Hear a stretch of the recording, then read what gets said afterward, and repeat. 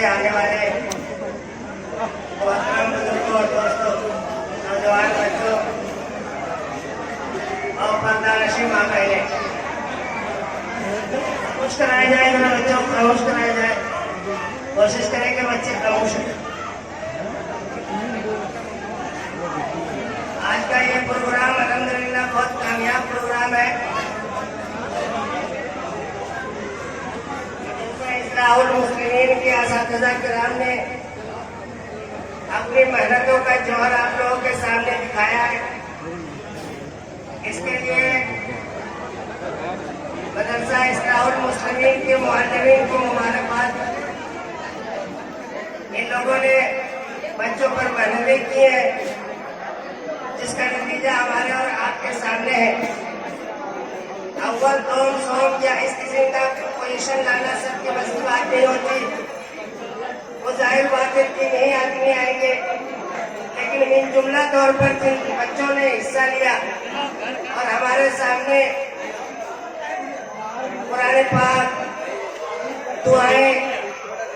اور جو مکالمات پیش کیے وہ بہت حد تک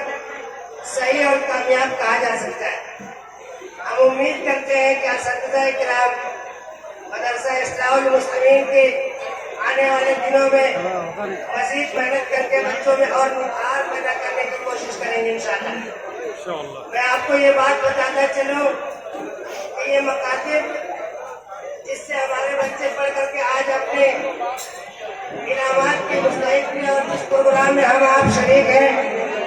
یہ ہمارے اور آپ کے لیے ریڑھ کی ہڈی کی حیثیت رکھتی ہے۔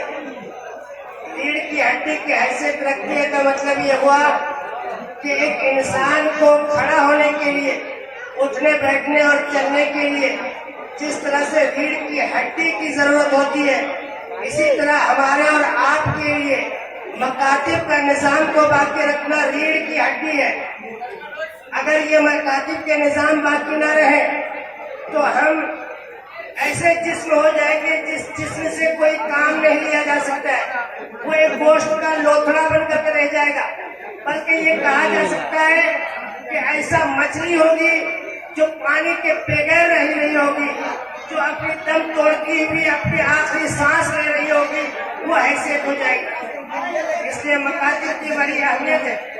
ہمارے علماء کرام نے ہندوستان میں جب مسلمانوں کی حکومت کا غروب ہو گیا اور انگریزوں نے اس پر تسلط قائم کر لیا، تو آپ کو معلوم ہونا چاہیے تاریخ میں یہ بات آج بھی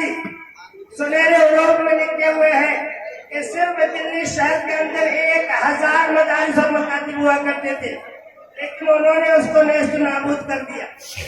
اور ان کی مشن یہ رہی کہ ہندوستان میں ایک ایسا نظام تعلیم متعارف کرایا جائے جو بظاہر رہنے میں تو وہ شمس الاسلام، قمر الاسلام، بدر الاسلام کا نام ہوگا، لیکن وہ اندرونی طور پر ذہنیت کے اعتبار سے وہ کوئی انگریز ہوگا، اور انگریزوں کا نام جو بھی لینے مائیکل جان دے وہ بنا لکھا ہوگا۔ لیکن اس زمانے میں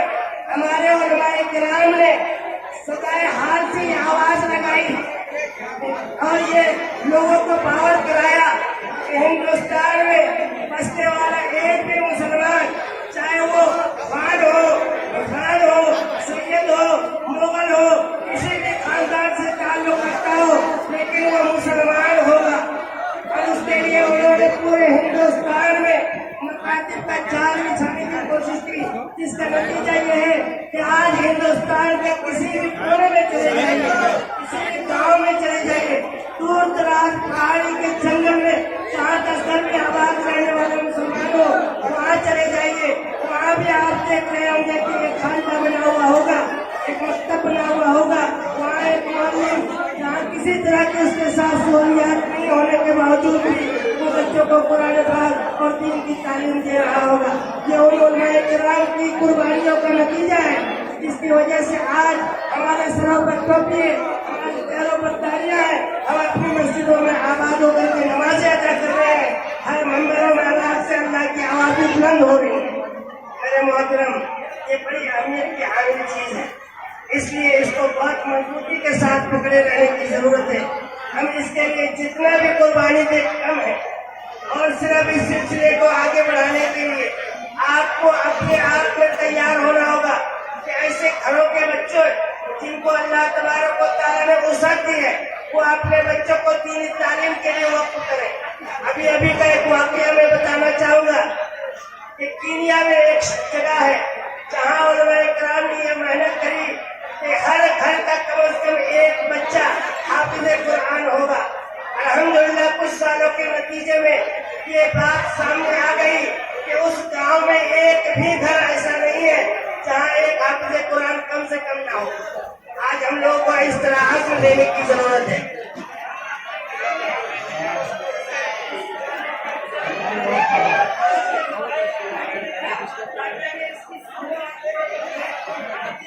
تبارک و تعالیٰ اس کے ساتھ دنیا اور آخرت میں کیا کرنے والے یہ چیز دیکھیں گے۔ حدیثوں میں آتا ہے کہ کل قیامت کے میدان میں جہاں حساب کتاب ہو کر کے جہنم کو جہنمیوں میں جہنم میں ڈال دیا جائے گا اور جنتی لوگ جنت میں چلے جائیں گے، وہاں اللہ تبارک و تعالیٰ ایک حافظ قرآن سے کہے گا ایسے 10 لوگ جو جہنم میں چلے گئے تم جاؤ اور اس میں سے 10 لوگوں کو سفارش کر کے جنت کی طرف لے آؤ۔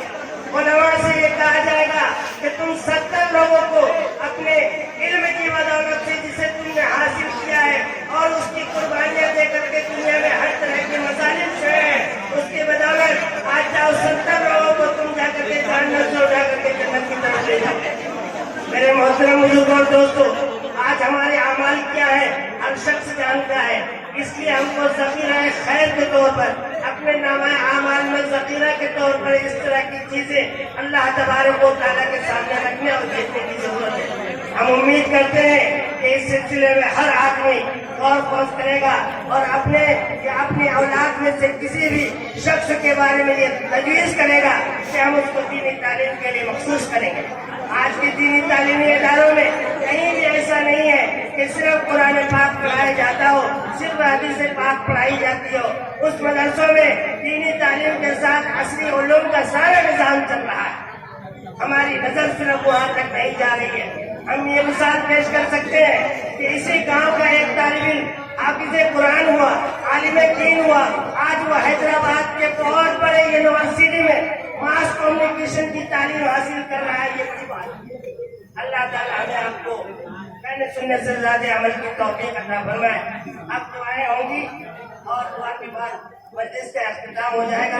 پھر آخر میں ہم آپ لوگوں کا امام صاحب اور مولانا خورشید صاحب کی طرف سے شکریہ ادا کرتے ہیں کہ آپ لوگوں نے قیمتی وقت کیا کہتے ہیں نکال کر کے یہاں تشریف لائے اور پورا پروگرام میں پوری توجہ اور تندہی کے ساتھ شریک رہے اور بچوں کی حوصلہ افزائی فرمائی۔ اللہ تعالیٰ آپ لوگوں کو اس کا جزائے خیر عطا فرمائے۔